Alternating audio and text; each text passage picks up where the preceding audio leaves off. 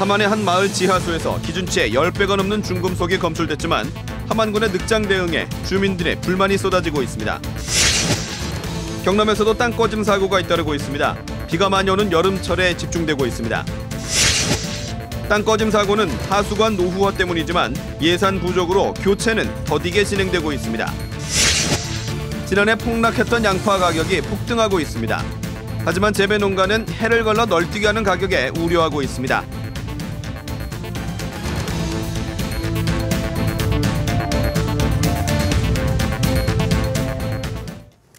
안녕하십니까. 이어서 경남 소식입니다. 함안의 한 마을의 식수로 사용되는 지하수에서 중금속이 검출됐습니다. 1차 조사 결과 기준치의 10배나 되는 양이 검출됐지만 함안군은 열흘이 넘도록 주민들에게 알리지 않았습니다. 김준원 기자의 보도입니다. 마을 주민 25가구와 인근 초등학교, 면사무소에 식수를 공급하는 시설입니다. 지난달 26일과 지난 11일 두 차례에 걸쳐 수질 조사 결과 이곳에서 나오는 지하수에서 발암물질 성분인 비소가 기준치의 10배 넘게 검출됐습니다. 함안군청이 이 같은 사실을 주민에게 알린 것은 지난 18일. 1차 결과가 지난 8일 나왔는데도 주민들은 알지도 못한 채 열흘 동안 식수로 먹어선 안 될 물을 먹은 겁니다. 8일날 이 검사수 기준치가 나왔다면 8일날 브레이크를 걸어야 되는 거 아이가. 확정 판정 받는 동안에 십몇치를 방치해뒀다라는 거 이건 용서 못하는 사실입니다. 함안군은 보다 확실한 조사를 위해서였다고 해명합니다. 이 과정도 혹시 철수 과정에서 무슨 문제가 있었는지 또 다른 요인이 있었는지 또 그 결과를 학책을 짓기 위해서 한 내용이기 때문에 늑장 대처도 문제입니다. 함안군은 2차 조사 결과가 나온 뒤 나흘이 지난 22일에야 부랴부랴 식수 공급에 나섰습니다. 1톤짜리 물탱크 한 대로 하루 2차례 공급하다 보니 주민 불편도 큽니다. 먹는 물뿐이 아니고 야채를 씻어야 되고 설거지도 해야 되고 그런 것도 믿을 수가 없으니까 주부들은 다 아실 거예요. 불편합니다. 수질 검사도 1년에 한 차례에 불과해 지하수 오염된 시기와 원인조차 파악하지 못하는 함안군. 주민 안전은 위협받고 있습니다. KBS 뉴스 김준원입니다. 수도권에서 싱크홀이라 불리는 땅 꺼짐 사고가 잇따르고 있는데요. 경남도 안전지대가 아닙니다. 경남에서 일어난 땅 꺼짐 사고는 비가 많이 오는 여름철에 집중됐습니다. 손원혁 기자가 취재했습니다. 창원의 한 주택 마당이 갑자기 내려앉았습니다. 이 일대에서 이런 현상이 있어 왔다고 주민들은 말합니다. 이쯤 돼갖고 땅이 꺼지고 해갖고 담이 기울더라고요. 엄청 많이 기울었어요. 그래서 불안해갖고 담 그걸 새로 했습니다. 이거 떼내고. 또 다른 주택가 길에서도 집 앞마당에서도 차가 많이 다니는 도로에서도 땅 꺼짐은 일어납니다. 지난해 8월 3m 깊이나 내려앉은 도로, 큰 사고로 이어질 뻔했습니다. 경남에서 공식 집계된 땅 꺼짐은 절반 이상이 7월에서 9월 사이 비가 많이 내리는 시기에 집중됐습니다. 오래된 하수관이 원인의 하나로 지목됩니다. 비가 와 땅이 물러지면 관이 파손되거나 갈라진 곳으로 흙이 유입돼 땅이 꺼지거나 다짐이 부실해 관을 떠받치는 힘이 약해져 땅 꺼짐으로 이어지는 겁니다. 지난 4월 김해의 이 집의 땅 꺼짐도 이 때문이었습니다. 내 어릴 때 한 건데 새마을 사업할 때 그때 이제 한 거지. 그때 당시 조그마한 게 이런 거 묻었지. 그 당시는. 최근 3년간 경남에서 일어난 땅 꺼짐 사고 17건 가운데 15건이 관 손상에서 비롯됐는데 한 건을 빼고는 모두 하수관 문제였습니다. 전문가들은 특히 각종 공사로 땅 다짐이 부실해진 곳이 취약하다고 진단합니다. 토목공사를 다짐은 잘못했기 때문에 우기 때문에 더 많이 나타날 수 있다고 봐요. 집안이 침하가 되니까 거기에 있는 노후관로 같이 깨져가지고 나타난다는 얘기죠. 정부의 노후하수관에 대한 개량 사업은 내년부터나 부분적으로 이루어질 예정입니다. KBS 뉴스 손원혁입니다. 이 같은 땅 꺼짐 사고는 하수관의 노후화 때문인데요. 하수관 노후화는 빠르게 진행되고 예산 부족으로 교체는 더디게 진행되고 있습니다. 이어서 조미령 기자가 보도합니다. 하수관의 균열이나 파손을 진단하는 작업, 하수관 안을 들여다봤습니다. 관이 깨지면서 이물질이 틈 사이로 삐져나와 있고 또 다른 곳에서는 관이 일부 내려앉았습니다. 이제 많이 이제 눌리다 보면 나중에는 저기 쪼개지면서 갈라져요. 그래서 파손이 될 경우가 있죠. 최근 3년 동안 땅꺼짐 사고는 2013년에 2건, 지난해 8건이었는데 올해만 벌써 7건 발생했습니다. 땅꺼짐이 여름에 집중된다는 걸 감안하면 더 늘어날 것으로 보입니다. 소규모 땅꺼짐은 더 많았을 것으로 추정됩니다.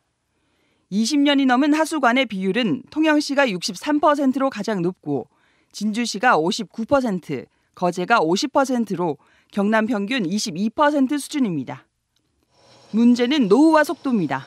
경상남도의 하수관은 모두 11,200여 킬로미터, 노후관은 매년 평균 200km씩 늘어날 것으로 추산됩니다. 하지만 예산은 부족합니다. 환경부에 신청된 경남도 내년 예산은 177억 원. 시군 예산까지 더하면 최대 50km 정도를 교체할 수 있는 돈입니다. 20년 넘은 하수관을 모두 교체해야 하는 것은 아니지만 노후 하수관이 늘어남에 따라 땅꺼짐에 대한 우려도 커지고 있습니다. 하수관로 정비조사 결과 신속한 조치가 필요한 부분에 대해서는 즉시 현장 보수 조치하고 그 외의 부분에 대해서는 내년부터 하수관로 교체라든지. 하수관 정밀 진단도 자치단체마다 늦어지면서 필요한 예산이 제대로 반영될지도 미지수입니다. KBS 뉴스 조미령입니다. 한때 마산 지역 경제의 중심축이었던 성동산업의 마산조선소가 매각됩니다. 현재 법원 경매가 몇 차례 유찰되면서 예정가도 절반으로 떨어져 매각 결과에 관심이 쏠리고 있습니다. 오종우 기자의 보도입니다. 현재 법원 경매가 진행 중인 성동산업 마산조선소. 면적은 12만여 제곱미터, 옛 마산시에서 가장 넓은 공장터입니다. 당초 감정평가액은 2,200억 원을 넘었지만 4차례 유찰되며 최저 매각 가격이 900억 원대로 내려갔습니다.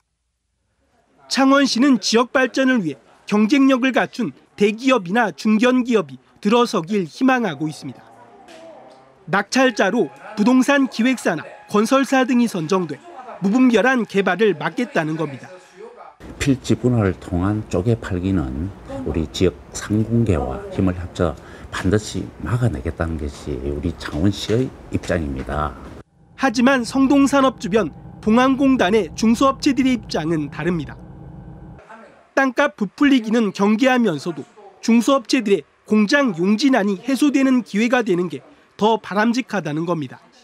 성동산업 부지는 봉안공단 수요에 맞게 분할해서 중소업체의 용진안을 해소해 줘야 하며 옛 마산의 마지막 노른자 윗땅 성동산업 마산조선소의 5차 입찰일은 다음 달 16일.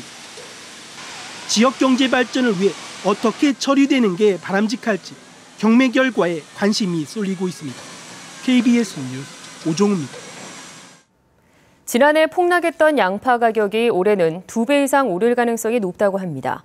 가격이 올라 기뻐해야 할 양파 재배 농가들이 오히려 내년 농사를 걱정하고 있습니다. 보도에 송금한 기자입니다. 2012년부터 2년 연속 전국에서 130만 톤 안팎으로 생산되던 양파. 최상품 가격이 20kg에 13,000원대를 유지하자 지난해에는 155만 톤을 출하해 생산량이 갑자기 20%가량 늘었습니다. 이렇게 생산량이 대폭 늘자 가격이 6,000원대까지 폭락했고 수출로 또는 무료로 나눠주며 양파 출하에 애를 먹었습니다. 하지만 올해는 상황이 딴판입니다. 올해 전국 생산량 추정치는 110만 톤. 지난해보다는 30%, 예년보다는 20%가량 대폭 줄었습니다. 전문가들은 양파 가격이 최소 15,000원, 2배 이상 뛸 가능성이 크다고 말합니다. 지난해 제값을 받지 못하자 일부 농민이 재배를 포기했고 올해 기상이변까지 겹쳐 수확량이 30% 정도 줄었기 때문입니다.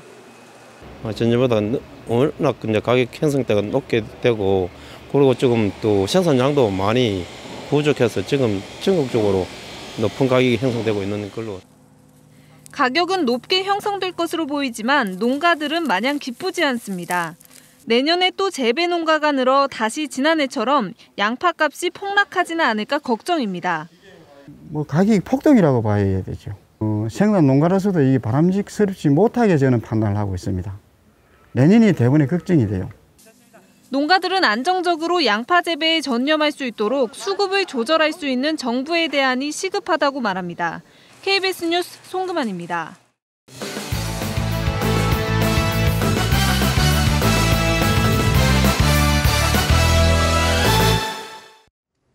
경남적 메르스 관리 대상자가 계속 감소하고 있고 격리에서 해제된 창원 SK병원은 29일부터 정상 진료를 시작합니다.